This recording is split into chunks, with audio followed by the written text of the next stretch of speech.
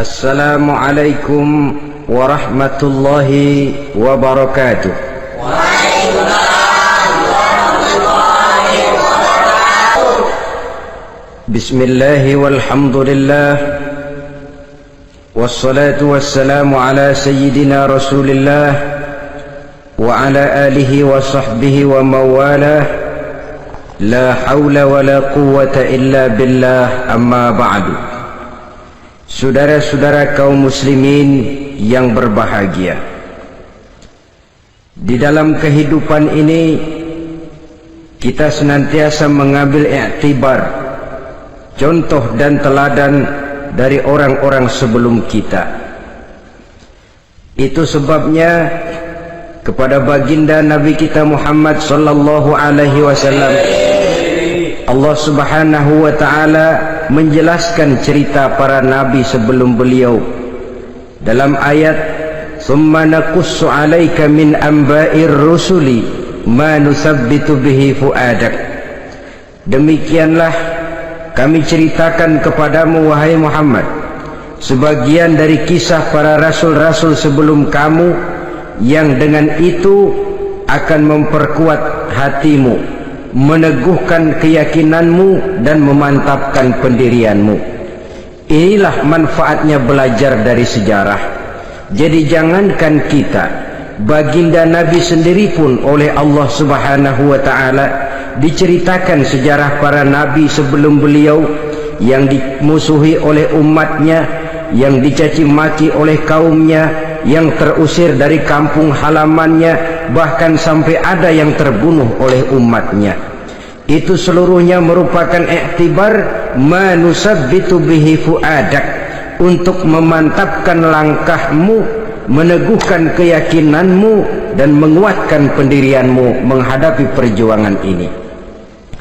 Sehubungan dengan itu, pada pertemuan kali ini Al-Fakir ingin menyampaikan satu cuplikan kecil dari kehidupan seorang sahabat utama baginda Nabi, yaitu Sayyidina Umar ibn al-Khattab radhiyallahu anhu.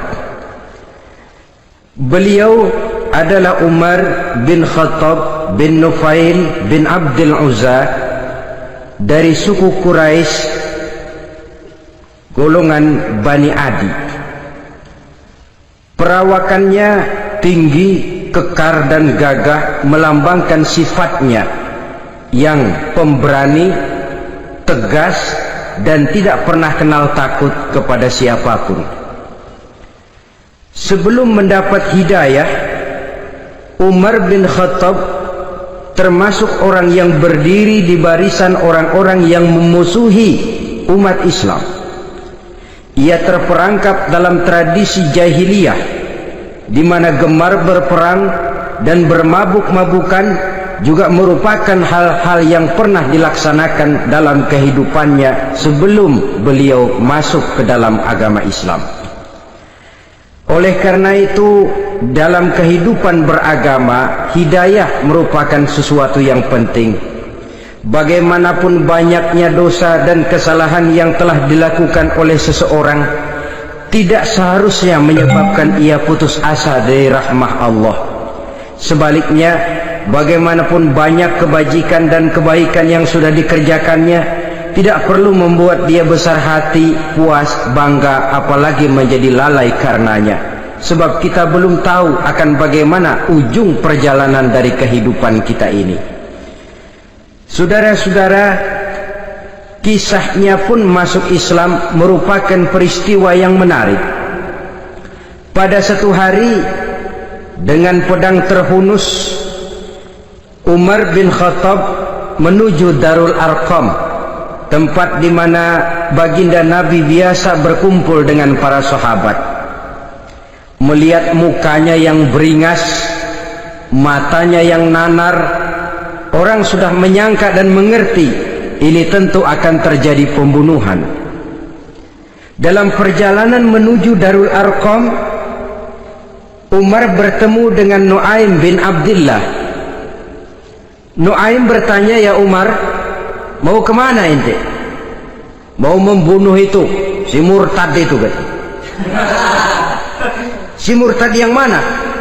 Yang mana lagi? Itu yang memecah belah kita, yang menghina berhala-berhala kita, yang menjelek-jelekkan nenek moyang dan keturunan kita.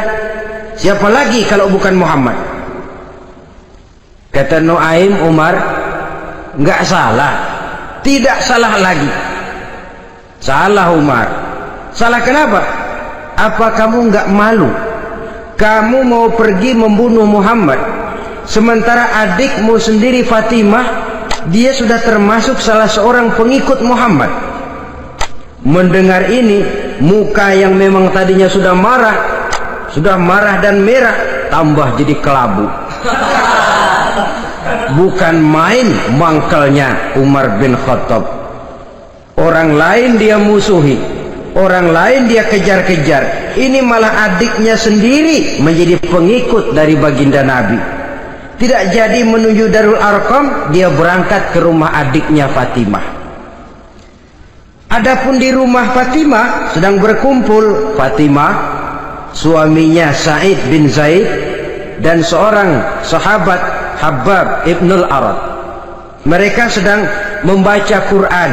Waktu itu Quran belum lagi dijilid macam sekarang, jadi masih merupakan suhuf atau lembaran-lembaran tercecer saja. Ketuk pintu, ya tentu tidak assalamualaikum karena dia belum Islam. Tok tok tok, siapa di luar? Umar. Mendengar suaranya saja, ini sahabat yang namanya Habbab ibnul Arad sudah lari ke belakang pintu sambil komat kamit baca doa mohon diselamatkan oleh Allah. Adapun Fatimah yang sedang memegang suhuf, lembaran tulisan Quran itu, menyembunyikan suhuf itu di belakang bajunya. Umar masuk. Fatimah, saya bang, apa benar berita yang saya dengar? Berita apa itu bang? Bahwa kau sudah masuk Islam. Bang, andai kata Muhammad memang benar, bagaimana?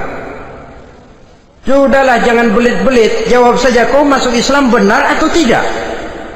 Ya. Saudara hadirin, begitu dikatakan iya, tangannya langsung melayang, menampar muka adiknya ini, sehingga mengalir darah dari hidungnya. Suaminya Sa'id bin Zaid yang mencoba melindungi istrinya, dipegang lehernya, dibanting, diduduki dadanya. Oh, ini jawara ini.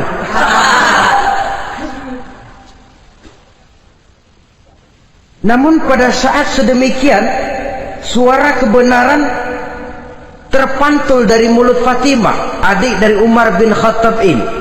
Umar, apakah engkau memukul orang yang bersaksi bahwa tidak ada Tuhan melainkan Allah dan Muhammad Rasulullah?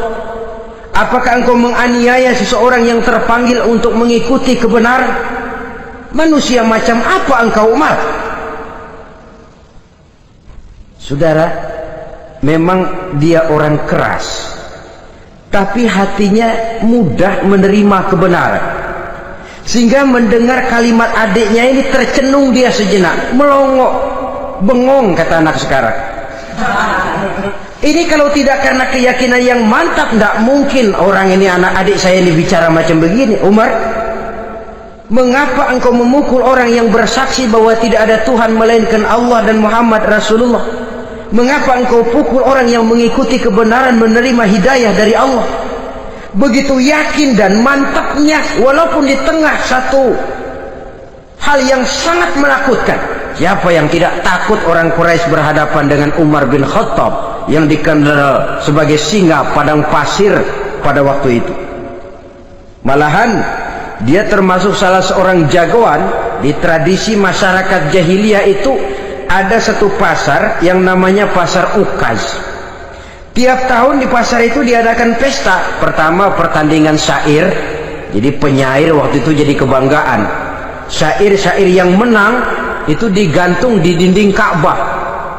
Jadi setiap suku akan bangga kalau mempunyai ahli syair yang hebat. Nah, lalu diadakan juga lah perlombaan balap kuda, memanah, termasuk gulat. Lah Umar ini tiap kali pertarungan mesti menang. Belum pernah ada yang berhasil mengalahkan dia. Jawara. Saudara-saudara, mendengar adiknya begitu mantap hatinya, apalagi ketika adiknya berkata begitu, suhuf, lembaran yang disembunyikan di belakang bajunya tersembul. Apa yang kau sembunyikan di balik bajumu itu? Suhuf. Apa suhuf itu? Lembaran Al-Quran. Coba saya lihat. Enggak boleh. Kenapa? Kamu kotor. Orang kotor tidak boleh megang Quran. Saya mau lihat. Enggak boleh. Kalau kamu mau lihat, mandi dulu. Diturutinya permintaan adiknya itu. Lalu diambilnya suhuf tadi. Dia baca. Kebetulan ayat yang dibacanya ayat pertama dari surah Toha yang berlanjut dengan ayat 14 pada surah yang sama. Dia baca, Bismillahirrahmanirrahim. Toha ma anzalna ilaikal qur'ana litashqa illa tazkiratan liman yakhsha. Toha, tidaklah aku turunkan Al-Quran ini untuk bikin sukar manusia, melainkan merupakan pengingat bagi orang-orang yang takut kepada Allah. Lalu pada ayat ke-14, Innani anallahu la ilaha illa ana fa'budni. Sesungguhnya akulah Allah, tidak ada Tuhan melainkan aku, maka hendaknya hanya kepadakulah kamu menyembah. Wa aqimis sholata li dzikri, dirikanlah salat untuk mengingat aku. Inna sa'ata atiyatun akadu ukhfiha litujza kullu nafsin ma tas'a. Sesungguhnya kiamat itu pasti akan datang, yang sengaja waktunya kami tidak beritahukan kepada kamu semua, untuk kami balas setiap orang tentang apa saja yang telah mereka lakukan dalam kehidupan di dunia ini. Setelah membaca ayat ini, gemetar tangannya. Ini sih nggak main-main ini. Ini belum pernah saya baca ajaran semacam ini. Tidak patut orang yang mempunyai kitab suci semacam ini dimusuhi. Ini sesuatu yang benar. Tergetar jiwanya. Hei Fatimah, Muhammad di mana Muhammad? Saya tidak akan memberitahu kepada kamu. Di mana? Saya tidak akan memberitahu. Lebih baik kau bunuh saya kalau memang maksudmu mau mencelakakan Muhammad. Sama sekali saya tidak akan mencelakakan dia, Fatimah. Kasih tahu saja di mana dia. Darul Arqam. Bergegas dia menuju Darul Arqam. Di dalam Nabi memang sedang kumpul dengan para sahabat, termasuk ada Sayyidina Hamzah yang juga terkenal jawara juga. Ketuk pintu. Ketuk pintu. Siapa di luar? Umar. Di dalam ini geger sebagian sahabat. Umar datang ini pasti bencana. Umar datang, wah, kalau istilah kampung, kerok dan urusan.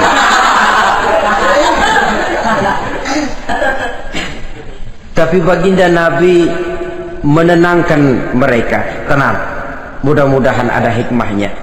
Sayyidina Hamzah tampil, bukakan dia pintu. Kalau niatnya baik, kita terima.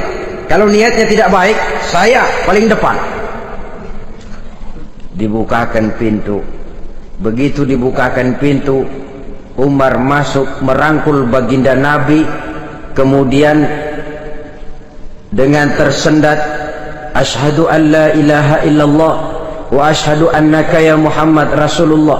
Saya bersaksi tidak ada Tuhan melainkan Allah, dan saya bersaksi bahwa engkau hai Muhammad adalah utusan Allah.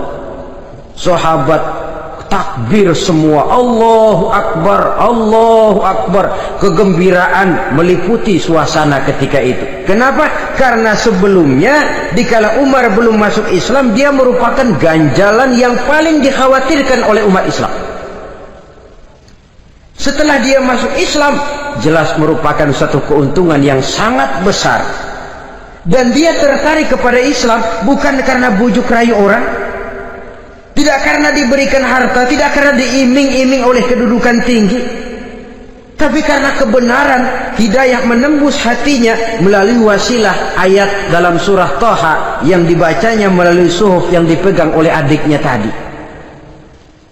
Sejak saat itu berubah 180 derajat Umar bin Khattab radhiyallahu anhu. Tetapi tetap dengan sifatnya keras, tegas, dan tidak pernah kenal takut kepada siapapun. Cuma kalau sebelum Islam dia kerasnya kepada Islam, setelah dia masuk Islam muter arah. Kepada siapapun yang memusuhi Islam dia bersikap keras, tegas, dan tidak pernah kenal takut. Bahkan setelah beliau masuk Islam, satu hari ketika di Darul Arqam kumpul-kumpul, waktu itu Nabi belum berdakwah secara terbuka karena pengikut masih sedikit. Sayyidina Umar usul, "Ya Rasul, ada apa Umar? Alasna 'alal haq fi mamatina wa mahyana." Ya Rasul, bukankah kita ini berdiri di atas sesuatu yang benar?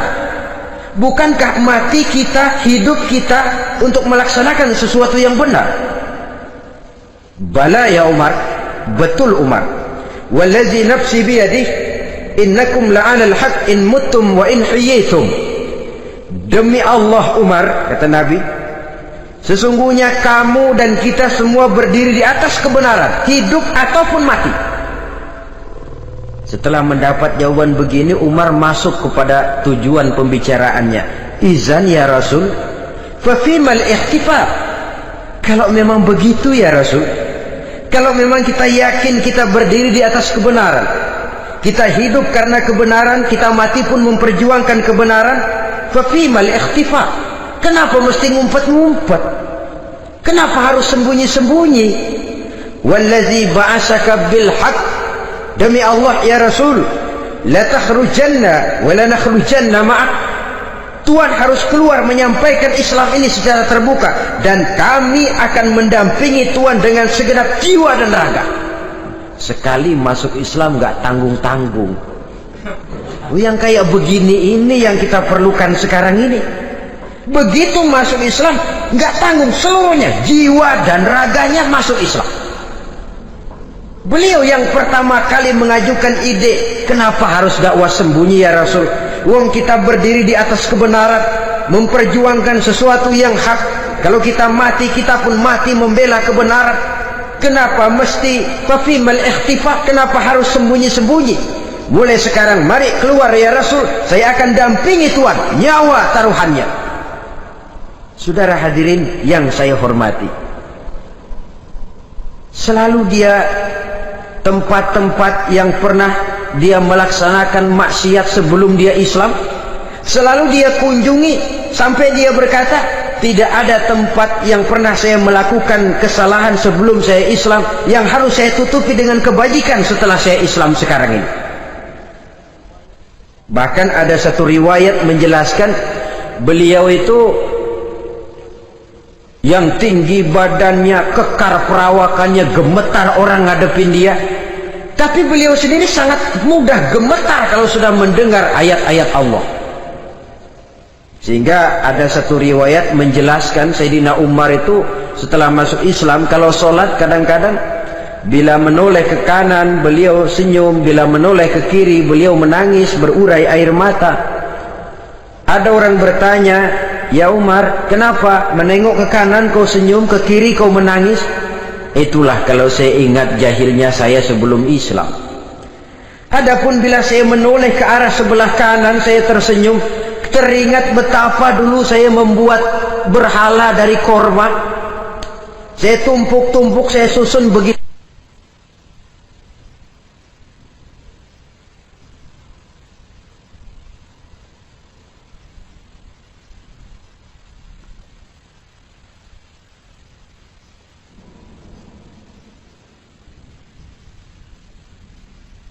Itu rupa, setelah saya sembah saya makan itu korma. Gagah betul saya waktu itu, sampai Tuhan pun saya makan. Adapun kalau saya menoleh ke kiri teringat putri kesayangan saya yang terbawa oleh tradisi jahiliyah. takut menanggung aib, merasa malu mempunyai anak perempuan, sampai dia terkubur hidup-hidup. Berurai air mata saya mengingat semua itu. Padahal Nabi sudah memberikan jaminan. Sebab saudara jangan lupa, orang kafir masuk Islam, dalam Islam itu dihitung dari bayi lagi, dari nol. Itulah untungnya. Jadi misalnya sudah 60 tahun, dari kecil sampai 60 tahun kafir, umur 61 masuk Islam. Nah, sejak umur 61 itulah yang dihisab oleh Allah. 60 tahun ke bawah gratis bersih pemutihan. Istimewa betul. Tapi jangan lalu diniatin, gua kafir aja. Nanti sudah tua-tua mau giliran mati baru Islam. Nah, itu diniatin lain. Ini yang karena faktor hidayah, saudara-saudara.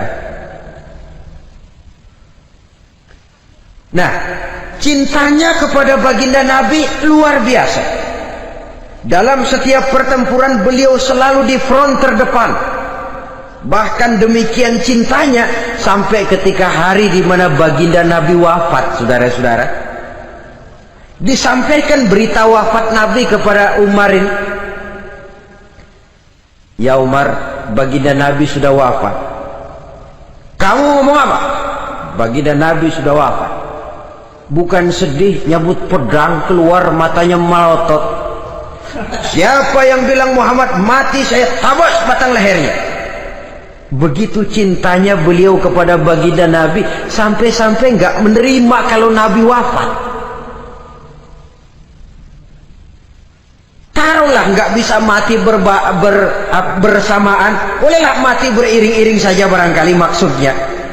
Saudara-saudara, cabut pedang, kelayaban kemana-mana. Ayo, siapa ngomong Muhammad mati, saya tabas batang lehernya. Sampai bertemu dengan Sayyidina Umar, Sayyidina Abu Bakar. Di tempat orang banyak, Sayyidina Abu Bakar yang bijaksana ini pidato. Ayuhan nas, man kana ya'budu Muhammadan fa inna Muhammadan qad mata, wa man kana ya'budu Allah fa inna Allah hayyun la yamut. Wahai manusia, barang siapa yang menyembah Muhammad, maka Muhammad sudah mati. Tetapi barang siapa yang menyembah Allah, Allah akan hidup selamanya dan tidak akan pernah mati. Mendengar pidato ini, Sayyidina Umar sadar bahwa sebenarnya yang tidak bisa mati itu cuma Allah. Bagaimanapun agungnya baginda Nabi, besarnya baginda Nabi, tinggi akhlak budi pekertinya Nabi, cintanya beliau kepada Nabi, toh Nabi manusia dan manusia harus mati. Kemudian dibacakan surah Ali Imran ayat 144.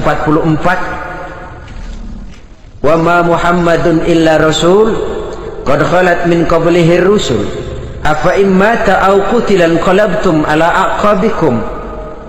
Muhammad tidak lain daripada manusia, telah datang kepadanya rasul. Apakah jika ia mati engkau kembali menjadi murtad atau mundur ke belakang?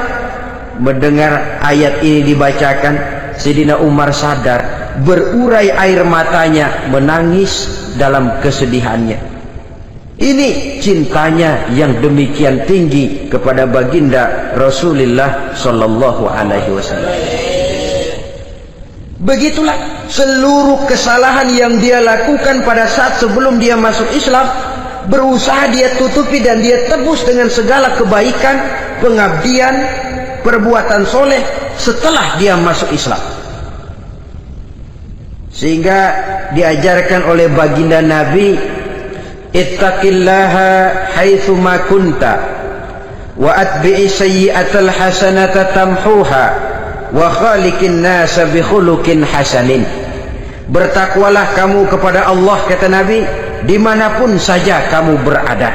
Jadi takwa tidak kenal tempat. Dimanapun saja kamu berada, bertakwalah kepada Allah. Di rumah takwa, di pasar takwa, di kantor takwa, di tengah orang banyak takwa, pada waktu sendirian takwa. Ittaqillaha haitsu ma kunta. Bertakwalah kau kepada Allah dimanapun saja kamu berada. Jangan takwa pakai tempat.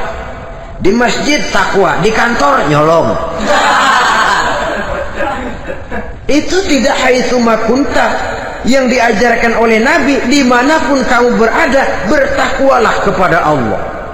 Wa atbi'i sayyi'atal hasanah tamhuha, dan iringi perbuatanmu yang salah dengan kebaikan. Jadi kalau satu saat terselip kita berbuat salah, cepat iringi dengan kebaikan, tamhuha, dengan harapan kebaikan yang kita kerjakan akan menutupi dosa yang terselip kita lakukan.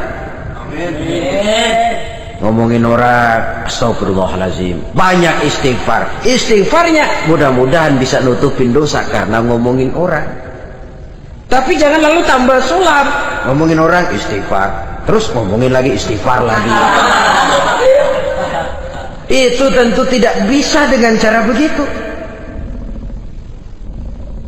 Barangkali terselip pernah mengambil harta orang tanpa alasan yang hak, imbangi dengan rajin sedekah misalnya.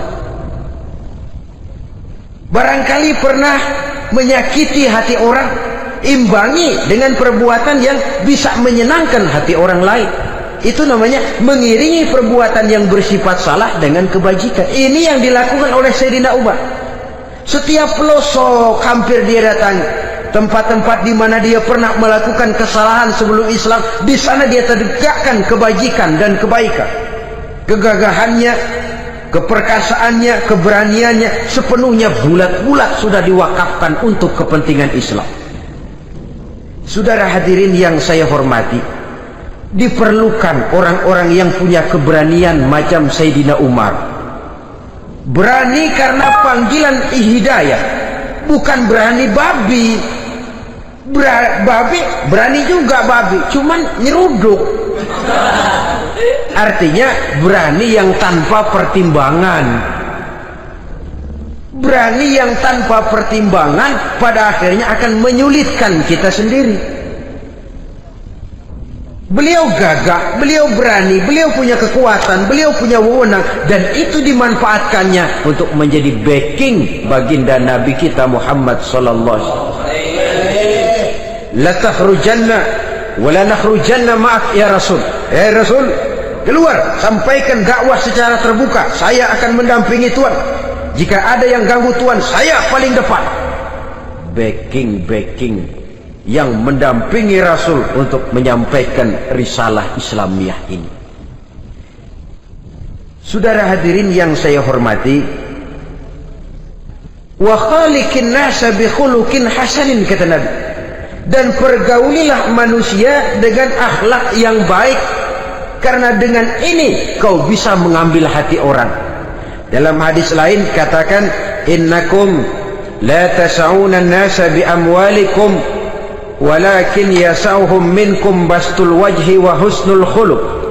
Kamu tidak akan bisa menyenangkan orang banyak dengan hartamu, tapi kamu bisa ambil hati mereka dengan budi pekerti yang luhur dan muka yang manis. Dengan harta belum tentu kita bisa menyenangkan semua orang, tapi budi pekerti yang luhur, muka yang manis, itu yang akan bisa membuat kau menyenangkan orang banyak.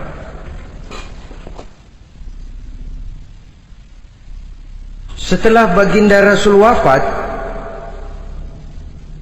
pernah ketika berkumpul, Sayyidina Abu Bakar berkata kepada Sayyidina Umar, "Ya Umar, saya baiat kamu untuk menjadi khalifah."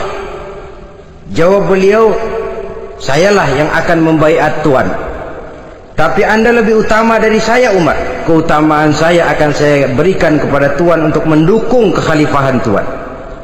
Di sini kelihatan wataknya yang tidak ambisius, gagah, berani, perkasa, tapi tahu diri, nggak nyelonong, tidak menggunakan kekuasaannya, kegagahannya untuk maksud yang sewenang-wenang. Oleh karena itu, setelah Sayyidina Abu Bakar wafat, beliau dilantik menjadi khalifah.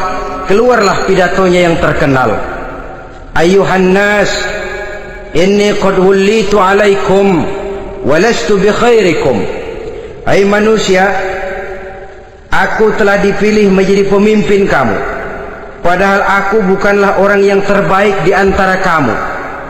Kalau tidaklah karena aku melihat keutamaan, keteguhan yang dapat melindungi kalian, berat rasanya aku memikul amanah ini. Sebab apa? Alangkah beratnya menunggu datangnya perhitungan di akhirat nanti terhadap Umar. Ini yang jadi motifnya memegang jabatan khalifah. Sungguh berat bagi Umar menunggu datangnya saat perhitungan, sehingga seolah-olah kalau bisalah jadi Umar bin Khattab saja, jangan jadi khalifah kalau bisa. Tapi moya umat sudah kadang memilih. Sehingga benar kalau dalam satu hadis Nabi pernah mengajarkan jangan memberikan satu jabatan kepada orang yang memintanya. Sebab orang kalau sudah minta jabatan, apalagi pakai jilat-jilat, pakai upeti-upeti, tentu ada tendensinya. Ada batu di balik udang. Kalau udang di balik batu kan mungkin nggak kelihatan, tapi kalau batu di balik udang kelihatan betul itu. Ada maunya, ambisinya. Jangan memberikan satu jabatan kepada orang yang memintanya. Seakan di batinnya Sayyidina Umar menyesali, kenapa Umar nggak jadi Umar saja, kok mau jadi khalifah gitu. Alangkah berat perhitungan buat saya di akhirat nanti. Nah, setelah jadi khalifah, sebagai satu i'tibar, saya akan mencoba mengemukakan beberapa sifatnya yang menonjol untuk pelajaran buat kita semua. Pertama, sikapnya terhadap keluarganya setelah beliau menjadi khalifah. Kedudukan sebagai keluarga Umar bin Khattab bukan merupakan kedudukan istimewa. Itu ditanamkan betul kepada keluarganya. Jangan karena bapakmu khalifah lalu mentang-mentang anak khalifah kau merasa dapat fasilitas, merasa bisa berbuat semau-maumu. Kau harus punya tanggung jawab dan beban moral, memberikan contoh yang lebih baik kepada rakyat. Ini yang ditekankan kepada keluarganya. Kalau beliau mau mengeluarkan undang-undang, undang-undang itu lebih dahulu dibicarakan di tengah keluarganya, kumpul anak-anaknya. Ini akan ada undang-undang begini. Siapa di antara kalian mau mentaati, persilakan. Yang tidak pun persilakan. Tapi saya ingatkan, kalau ada dari keluarga Umar yang melanggar peraturan yang saya keluarkan ini, saya akan menghukumnya 2 kali lipat karena dia keluarga saya. Menghukumnya 2 kali lipat karena dia keluarga saya. Jadi bukan mentang-mentang anak babe lalu kebal hukum. Tidak. Siapa yang di antara kalian melanggar peraturan ini, akan aku kenakan hukuman 2 kali lipat karena dia keluargaku. Nah, saudara hadirin yang saya hormati, lalu berwibawa, dijaga betul keluarganya. Suatu hari beliau datang ke rumah putranya Abdullah bin Umar. Ketika masuk dilihatnya Abdullah bin Umar sedang makan daging. Makan daging. Merah muka Umar. Mentang-mentang anak khalifah ya, mentang-mentang anak Amirul Mukminin ya, kamu makan daging. Lihat tuh rakyat kita masih banyak yang kelaparan, makan daging, makan roti keras. Padahal itu halal, sesuatu yang diperoleh dengan usahanya sendiri. Tetapi begitu hati-hatinya Umar untuk menjaga pandangan orang. Keluarga khalifah merupakan beban moral sebab akan dijadikan contoh oleh rakyatnya. Mentang-mentang anak khalifah ya makan daging. Lihat tuh rakyat, roti keras digarotin. Lain saat beliau pergi ke satu pasar. Di situ dilihat ada sapi gemuk-gemuk. Tempat lain sapinya kurus-kurus. Tanya, ini yang gemuk-gemuk sapi siapa? Sapi Abdullah bin Umar. Sapi anaknya. Panggil Abdullah bin Umar, suruh sini. Datang anaknya. Abdullah bin Umar, bagaimana ceritanya sampai ini? Begini, Bapak. Dahulu itu dengan uang saya beli sapi kurus-kurus. Lalu saya rawat Saya berikan upah orang untuk merawat sapi-sapi itu, sampai sekarang dia menjadi gemuk.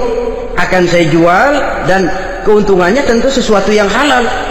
Subhanallah, kata Umar. Kau ini anak Amirul Mukminin. Jual sapimu, ambil modalnya, untungnya masukkan Baitul Mal untuk urus kepentingan orang Islam. Dia nggak mau anaknya terlibat bisnis dompleng kekuasaan ayahnya.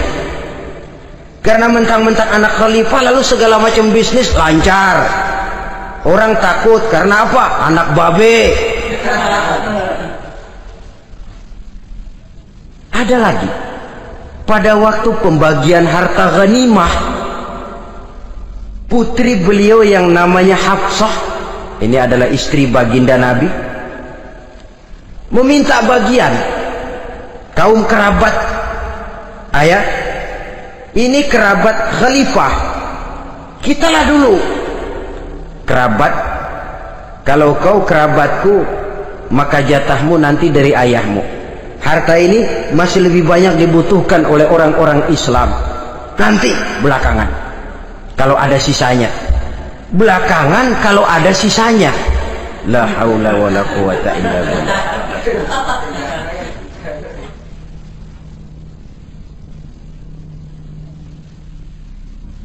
Saudara hadirin, itu terhadap keluarganya. Kemudian apa sifat-sifat yang menonjol dari kepemimpinannya? Pertama, kesederhanaannya.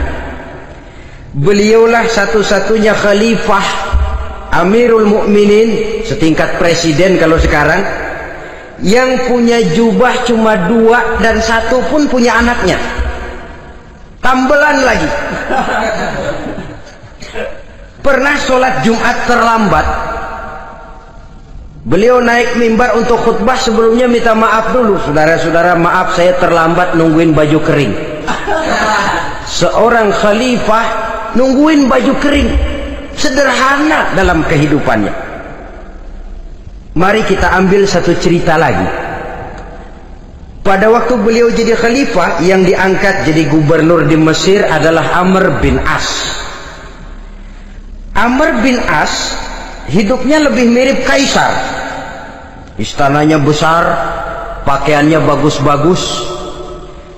Nah, yang paling mengganggu pikiran Amr bin As, di sebelah istananya ini ada gubuk reok kepunyaan orang Yahudi lagi. Ini nggak pantas bener, masa di samping istana gubernur ada gubuk reot. Orang Yahudi lagi yang punya. Ini mesti udah bikin saja rencana, panggil dinas tata kota, bikin planning. Di sini mau dibangun masjid, proyek negara. Bikin gambarnya, susun anggarannya, tender. Saudara-saudara, si Yahudi yang punya gubuk reot dipanggil. Yahudi, ada apa, Pak? Kamu tahu nggak? Enggak. Iya, memang belum saya kasih tahu.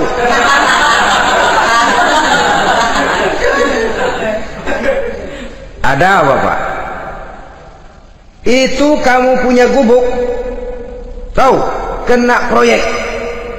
Proyek apa, Pak? Kami mau bangun masjid besar di situ, dan tidak sesuai ada gubuk reot di samping tempat gubernur. Jadi maksud Bapak, gubukmu, tanah-tanahnya mau saya bebaskan, saya beli. Enggak mau, Pak, saya enggak mau jual. Saya bayar 2 kali lipat. Enggak mau. 3 kali lipat, 6 kali lipat juga enggak mau, Pak. Saya dari muda peres keringat banting tulang cuma segitu-gitunya, Pak, tempat saya tinggal. Gubuk reot sama tanahnya sedikit, makmur saya, Pak, cuma rumah sama sumur.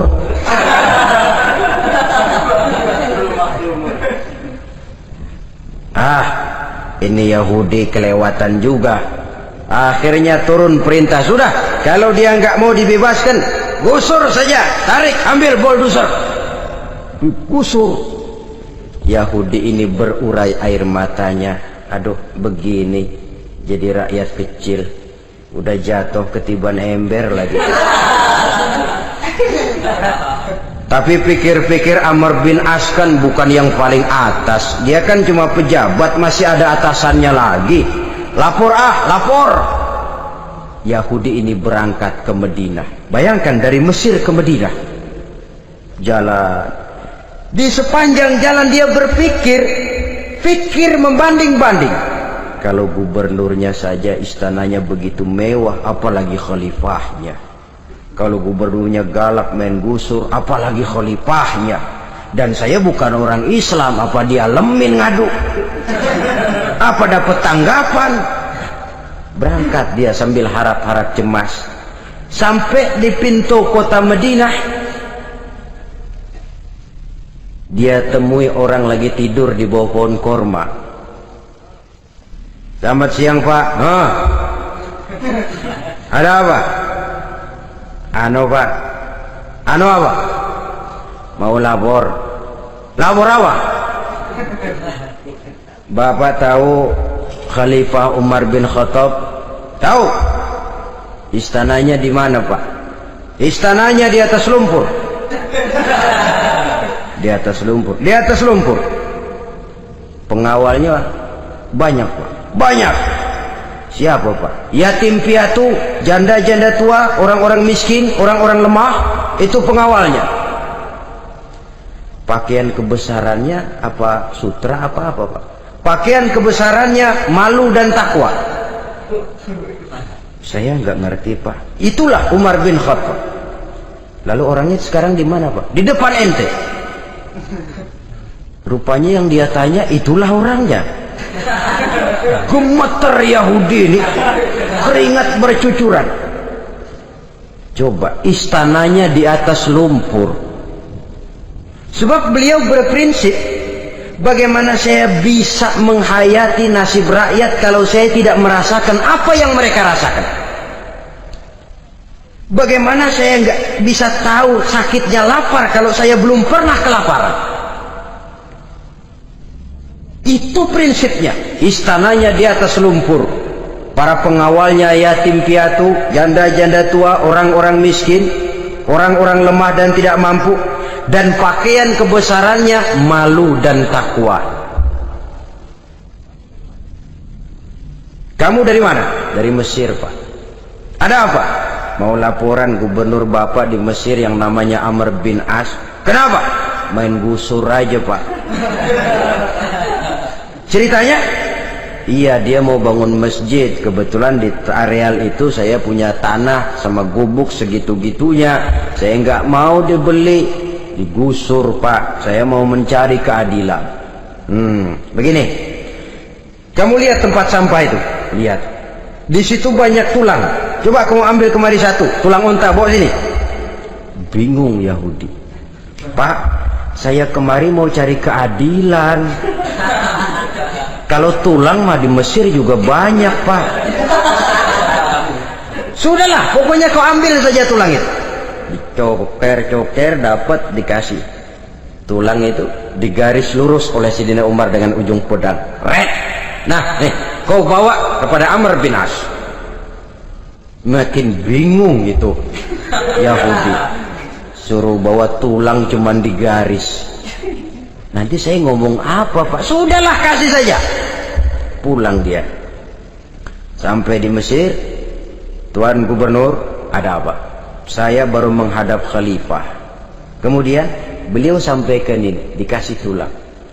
Amr bin As ngelihat tulang ada goresan lurus dengan ujung pedang, gemetar, badannya keluar keringat dingin, panggil kepala proyek, proyek batal. Masjid nggak jadi didiriin, itu gubuk Yahudi diriin lagi. Ini Yahudi makin bengong. Ini gubernur dapat tulang doang segitu takutnya.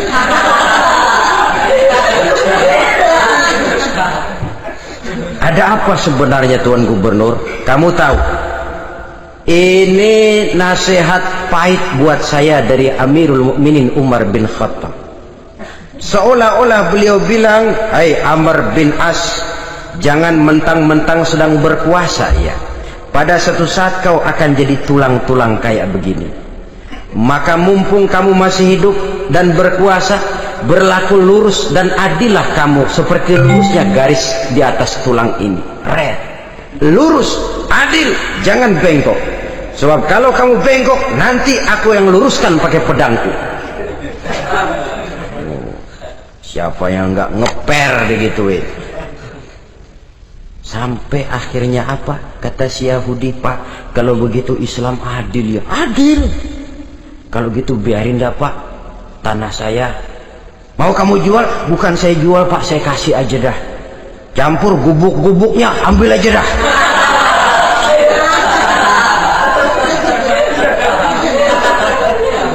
Masuk Islam si Yahudi ini oleh karena keadilan dari Umar bin Khattab. Begitulah kesederhanaan hidupnya. Sampai saudara, yang ironi betul, pernah Utsman bin Affan, Ali bin Abi Thalib, Thalhah dan Zubair kumpul mendengar berita bahwa Sayyidina Umar ini punya hutang. Bayangkan, seorang khalifah untuk melangsungkan hidupnya sampai punya hutang. Padahal Baitul Mal di bawah kekuasaannya. Berunding Utsman, Ali, Thalhah, Zubair. Kalau kita langsung ngomong sama Umar nggak enak dong, dia nggak bakalan terima. Lewat putrinya aja, Hafsah. Baik. Hafsah ngomong sama Umar, Abah, kenapa? Bagaimana kalau honor Abah ditambah, ditingkatkan supaya hutang bisa ketutup? Hafsah, saya Abah. Siapa yang nyuruh kamu ngomong begitu? Enggak ada. Ada. Saya tahu ada ini. Kalau nggak ada, kamu nggak mungkin ngomong begitu. Tapi orangnya kalau saya tuntut, mereka mungkin nggak mau. Sekarang saya mau tanya Hafsah, kau kan istri Rasul, betul? Nah, saya mau tanya, suamimu makanannya apa? Daging? Bukan. Roti. Tempat tidurnya kasur empuk? Bukan. Kain kasar yang kalau musim panas kami bentangkan, kalau musim dingin separuh buat tidur, separuh buat selimut. Pakaian yang dibelikan untukmu berapa banyaknya? Cuma 2. Nah, itu guru saya, orang yang paling saya cintai, dan itu yang saya ikuti. Bahkan setelah beliau wafat, Sayyidina Umar ini hutangnya ditanggungkan kepada anaknya Abdullah bin Umar, dan itu pun dilunasi dengan menjual rumahnya, sehingga rumahnya itu disebut Darul Qadha, rumah bayar hutang. Begitu kesederhanaannya. Jadi nggak pakai aji mumpung jadi khalifah lalu kayak ikan gurita, tangan yang mana aja megang. Itu kan mental monyet. Monyet itu kan begitu, tangan megang kiri kanan, mulut ngawal, kaki megang, temennya dikasih masih ngerampas juga. Monyet rakus betul itu. Itu kesederhanaannya. Kenapa kesederhanaan ini timbul? Karena sikap zuhudnya. Zuhud itu tarkud dunia li ajlil akhirah. Orang yang mengambil dunia hanya yang diperlukan dengan lebih mengutamakan kehidupan akhirat. Watak zuhudnya yang sangat menonjol. Dialah pahlawan yang paling berani di medan perang. Dialah imam yang paling khusyuk di masjid, dan tidak jarang kalau sholat sendiri, begitu membaca ayat yang menceritakan neraka, nangis berurai air matanya. Saudara hadirin ma'asyiral muslimin rahimakumullah. Jadi kesederhanaan dan kezuhudan ini bukan lewat teori disampaikan oleh Umar, bukan lewat penataran seluruh aparat, tidak, lewat contoh konkret. Inilah saya, contoh sederhana dan zuhud. Bagaimana saya akan bisa merasakan penderitaan kalau saya sendiri tidak pernah menderita? Bagaimana saya akan tahu sakitnya lapar kalau saya belum pernah kelaparan? Maka tanpa penataran, tanpa upgrading segala macam, berhasil karena prinsip keteladanan. Beliau jadi contoh utama. Dan sumber utamanya tentu tidak lain karena contoh dari baginda Nabi besar Muhammad sallallahu alaihi wasallam. 2, sederhana, yang kedua zuhud. Yang ketiga, sifat yang menonjol dari kekhalifahannya adalah adil. Kalau sudah bicara soal hukum, dia tidak pernah kenal kompromi. Adalah seorang pemuka Nasrani masuk Islam, namanya Jabalah bin Aiham. Ketika dia bikin haji, kain ihramnya keinjak orang Arab yang hitam, Baduy. Jengkel, dia merasa bekas tokoh, enak aja nih orang udah jelek nginjak lagi. Ditempeleng orang tadi. Orang ini lapor kepada Umar, panggil Jabalah bin Aiham, panggil. Kau ditampar? Betul Khalifah. Tampar dia, tampar lagi. Dipukul orang itu di depan Sayyidina Umar. Jadi tidak karena kau ini bekas kepala suku, kau ini bekas orang terhormat, lalu ada kebijaksanaan yang tidak bijaksana, kebijaksanaan yang akhirnya jadi tidak bijaksana. Dan itu memang sudah dimulai dengan memblokir keluarganya. Tidak satu keluarganya pun yang boleh mempunyai perasaan bahwa menjadi keluarga khalifah merupakan fasilitas dan keuntungan. Kau jangan makan di atas punggungku, kau jangan menikmati fasilitas di atas keringatku. Dan tidak ada keinginan mewariskan jabatan khalifah kepada anak-anaknya. Pernah beliau musyawarah, saya bingung kenapa khalifah, gubernur Kufah ini sulit nyari orang. Diangkat yang lemah, rakyat ngeluh. Diangkat yang keras, rakyat juga ngeluh. Ada calon khalifah, kalau ini mah nggak salah lagi nih buat gubernur Kufah. Siapa? Abdullah bin Umar, anak beliau sendiri. Melotot matanya, jangan macam-macam kau, cukup satu orang Umar memegang jabatan ini. Kalau berhasil, kami keluarga Umar sudah merasakannya. Kalau gagal, cukup kegagalan seorang Umar. Tidak berusaha mengorbitkan anaknya, wah, anak babeh diangkat jadi tidak, malah diblokir, cari yang lain. Tapi Abdullah bin Umar cukup syarat ya khalifah, dia orang bertakwa dan soleh. Yang takwa dan soleh bukan cuma anak Umar, anak orang lain juga banyak yang takwa dan soleh. Itu prinsipnya. Sehingga ketegasannya ini membuat orang jadi sungkan. Dan tidak seorang pun berani kirim-kirim upeti hadiah. Pernah itu ada pejabat dari Azerbaijan kirim makanan, kue, mending apa? Kue gitu dicicipi, enak juga ya kue ini, enak khalifah. Ini di sana apa makan rakyat biasa? Bukan, ini makanan orang-orang fit. Nah, dibungkus lagi itu kue, dibungkus. Kontamu mana? Di luar, ambil, bawa pulang, serahkan lagi kepada gubernur di sana. Kasih tahu salam dari Umar bin Khattab, kenyangkan dulu rakyat dengan makanan seperti ini, kita belakangan. Jadi kalau rakyat lapar, saya orang pertama yang akan merasakan kelaparan. Tapi kalau rakyat makmur, biarlah saya menjadi orang terakhir yang kenyang. Kan bagus prinsip itu. Jikalau rakyat kelaparan, saya akan jadi orang pertama yang merasakan lapar. Tapi kalau rakyat makmur, biar saya jadi orang terakhir yang kenyang. Jangan dibalik. Pada saat rakyat kelaparan, dia kekenyangan. Dan selanjutnya, sikap keadilannya ini, saudara-saudara, menyebabkan hukum lalu jadi berwibawa. Pernah beliau jalan-jalan di lorong kota Madinah, di tempat yang namanya Harah bersama Aslam. Ada ibu-ibu, anaknya nangis, lapar ma, sabar dikit lagi matang gitu. Emang tuh ibu lagi ngerebus, bunyi air ngegulak, luguk. Umar lihati dari jauh, belum juga matang.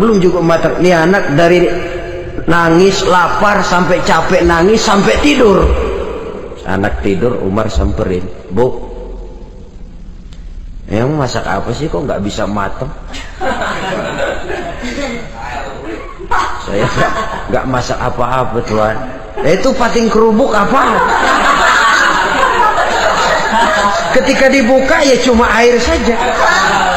Subhanallah, ibu sudah ngebohongi anak ibu sendiri. Habis harus bagaimana tuan? Saya sudah nggak punya makanan untuk dimasak. Sementara perut nggak kenal kompromi. Jalan satu-satunya ya terpaksa anak saya bohongi. Saya bilang sebentar lagi matang sampai dia tidur sekarang ini.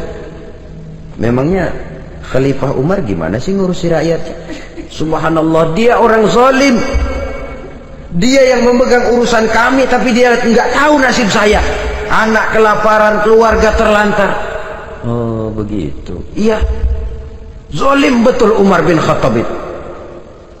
Kalau begitu ibu tunggu sebentar. Dia pulang bersama Aslam menuju Baitul Mal. Dia ambil tepung 1 karung, dipikul sendiri.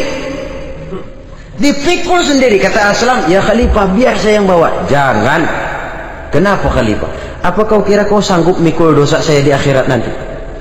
Biar saya yang mikul sendiri. Dia bawa ke tempat tuh ibu-ibu. Dia masakin sendiri. Nah bu, sudah matang, persilahkan masak. Makan.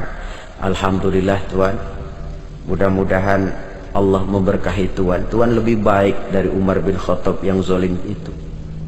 Memang sebenarnya Tuhan siapa, kata tuh ibu? Saya. Iya, saya ya Umar bin Khattab yang ibu bilang zalim itu.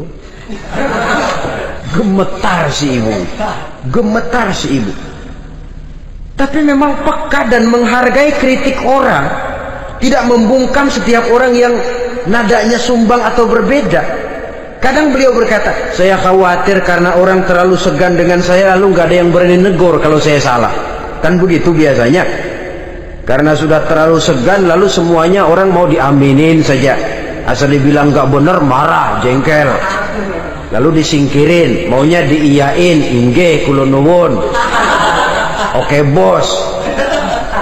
Beliau bilang, saya khawatir kalau tidak ada orang yang mau menegur kesalahan saya jika saya terlanjur nanti. Tahu-tahu muncul orang, demi Allah saya akan menegur Tuhan dengan pedang saya ini.